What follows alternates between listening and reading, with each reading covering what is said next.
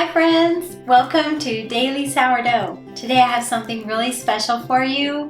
We're going to make pizza loaf. Pizza loaf is one of my family's very favorite foods. In fact, my mother used to make it for me when I was a little girl. Pizza loaf is a braided bread filled with hamburger and cheese and onions and olives and then smothered with a tomato sauce.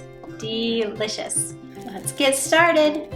First, I'll take my starter and I'm going to use about 2 cups of starter. I fed my starter about 6 hours ago, and so it's lively, full of good natural yeast, and it's going to make a delicious pizza loaf. Next, we add 2 cups of water. You don't want to use tap water if you live in the city because tap water has chlorine in it, which is going to kill your good bacteria and your good yeast. So I have well water, or else you can use bottled water, spring water. I'll stir this up until the starter is dissolved, and we'll let that sit for about 15 minutes and allow those yeast to begin working.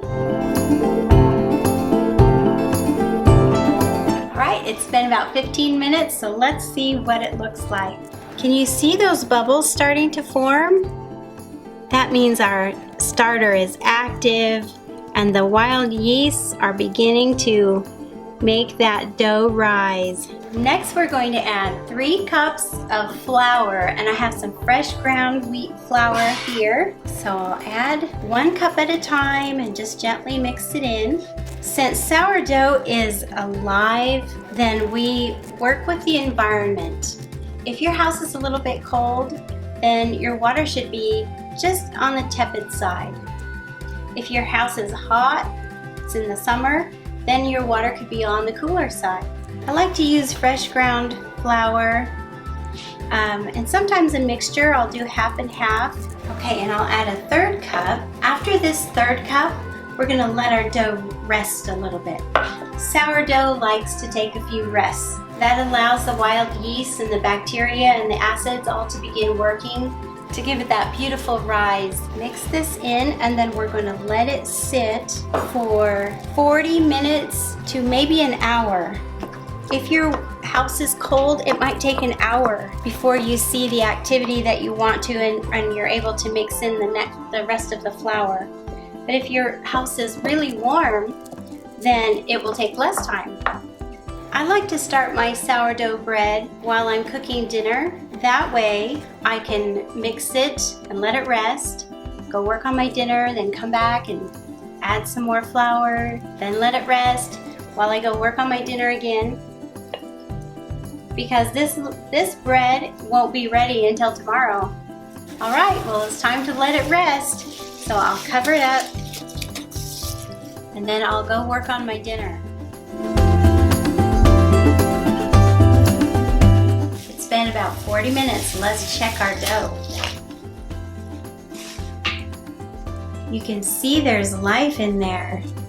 See the bubbles beginning to form already? The process of letting the sourdough starter and the water and the flour sit for a while is called autolysis. That allows the bacteria and the yeast and the acids to begin working. Sourdough is full of living organisms, and that's what makes it rise so well without commercial yeast, and that's what gives it that yummy tang. The next thing we do is add 2 more cups of flour, and then we'll add our salt. I like to mix these last 2 cups of flour in by hand. For some reason, my best bread is when I mix it by hand. And we just gently work the dough. I'll mix the last cup in. And with this cup, I'm going to mix 2 teaspoons of salt. I have it pre-measured here.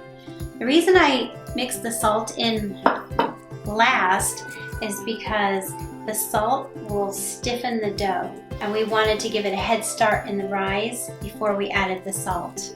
Now I'm just going to gently pick up the dough from underneath and fold it over itself, mixing that flour in.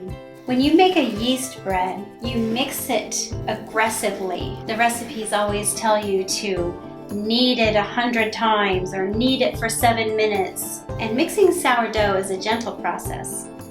You just reach your hand underneath and then gently pick it up and fold it over itself. This is called stretch and fold. So I'm stretching the dough and folding it over itself. This is developing the gluten. Right now it's just a shaggy ball of dough. As you gently stretch and fold, you want your dough on the sticky side. That's called high hydration. That will give your dough more rise. Now that the flour is thoroughly mixed in, I'm going to let it rest again. It needs to rest another 40 to 60 minutes. And while that's resting, I'm going to go work on my dinner again.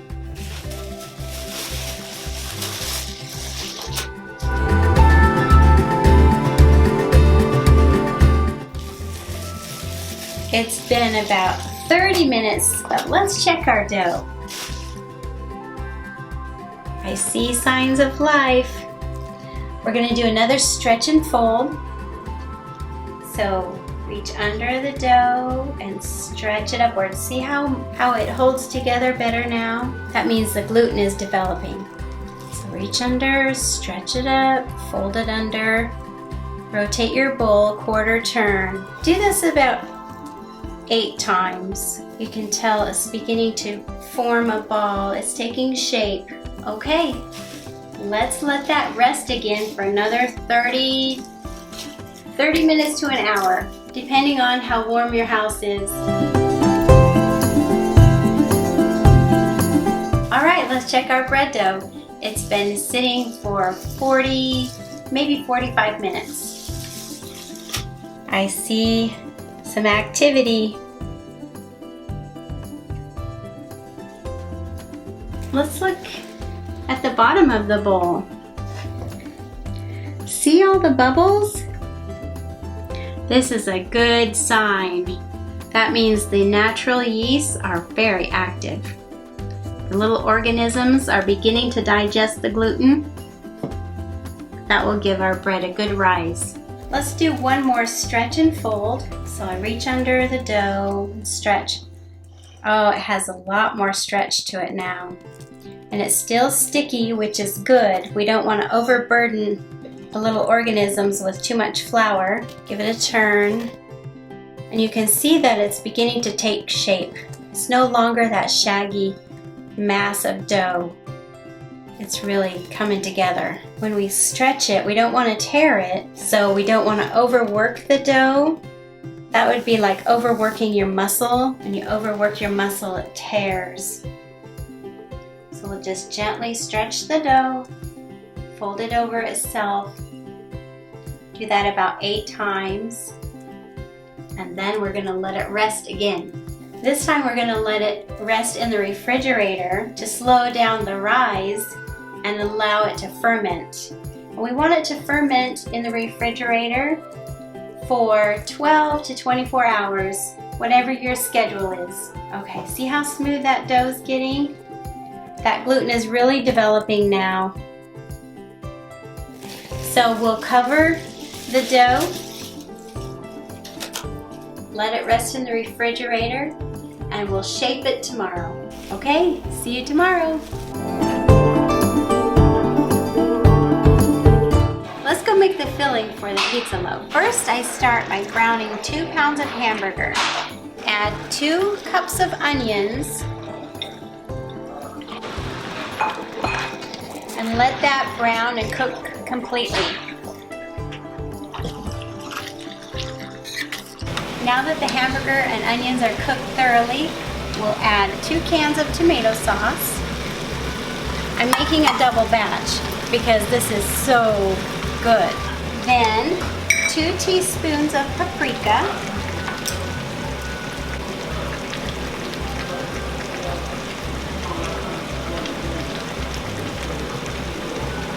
1 teaspoon of oregano. I'm going to mash this up a little bit.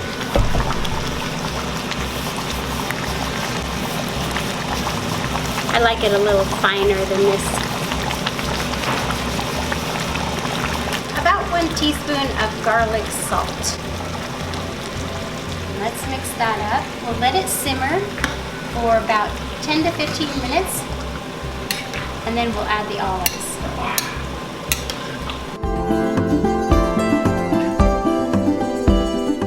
The sauce has been simmering for about 20 minutes, and it's just about ready. Let's taste it.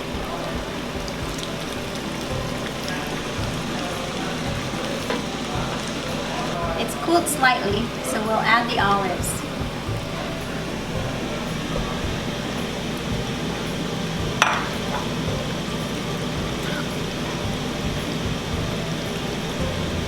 Next, let's make the sauce that goes over our pizza loaf. The main ingredient is good old Campbell's tomato soup. So dump in the tomato soup. Turn this on to a medium heat. Add a teaspoon of Worcestershire sauce and about a teaspoon of mustard. While that's heating up, we'll put in about a cup of cheese, maybe a little more.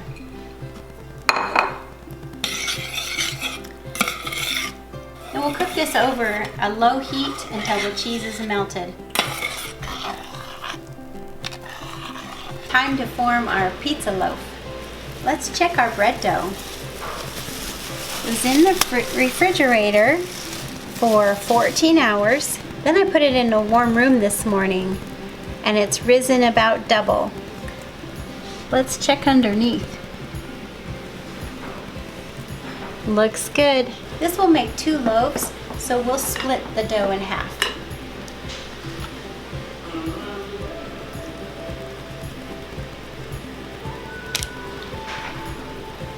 I'm going to bake this on a cookie sheet. So first I'll put some cornmeal down to keep it from sticking. Then we'll take our dough, and if it's sticky, just use a bench scraper to get it off your counter. Sticky is good, remember. We just want to shape it into a rectangle. It will rise better if we're gentle with it. So just gently stretch it out into your rectangle shape. My kitchen is warm now since I've been cooking today, and so the dough is very tender. Then we'll put it on the cookie sheet. Next, we put down a layer of cheese down the center of the dough. This is a mixture of medium cheddar and mozzarella.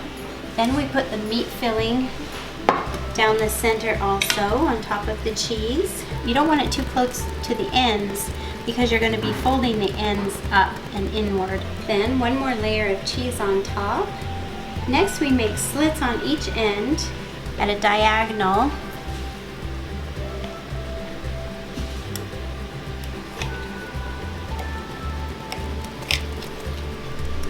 Then we'll make 2 slits on each side.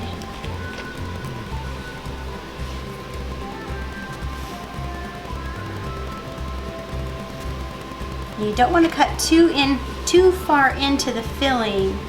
Leave a little room there. See how I've left some room so that your filling doesn't leak out while it's baking. First, take the ends and pull them up and over the filling, kind of pressing in a little.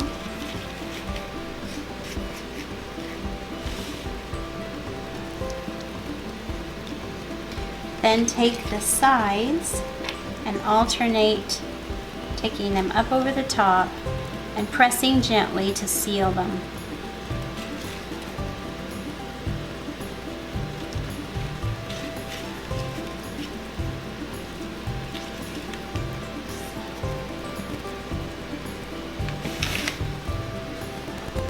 Then we wash it with egg white to give it that shine, and it helps the sesame seeds to stick to it better.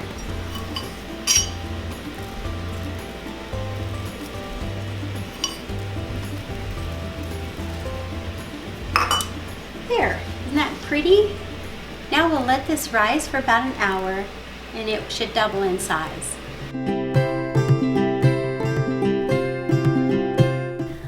pizza loaf has been rising for an hour and it's ready to bake. My oven is set at 375 and we'll bake it for about 30 minutes.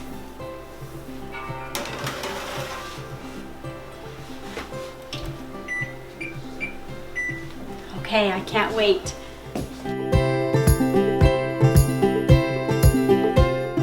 Our pizza loaf has been cooking for 30 minutes and I think it's ready. Oh, it smells delicious.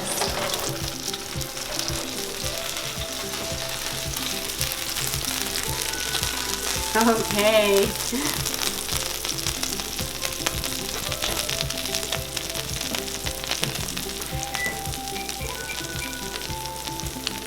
We'll let that cool a minute and then we'll cut into it.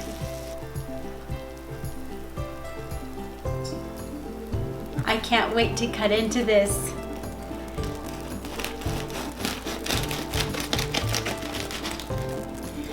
Got the crispy crust, just like I like on my pizza. And then inside is a delicious filling of cheese and hamburger and olives. Oh, it's just oozing out.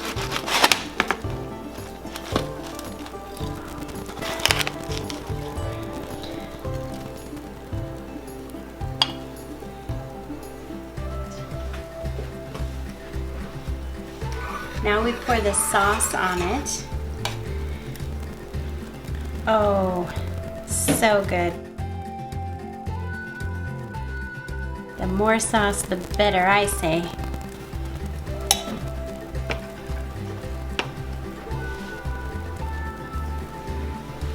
Oh, I can't wait to taste it.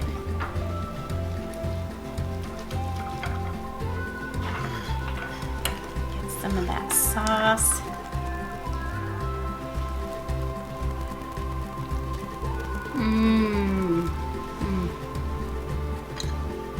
Reminds me of my childhood. So good.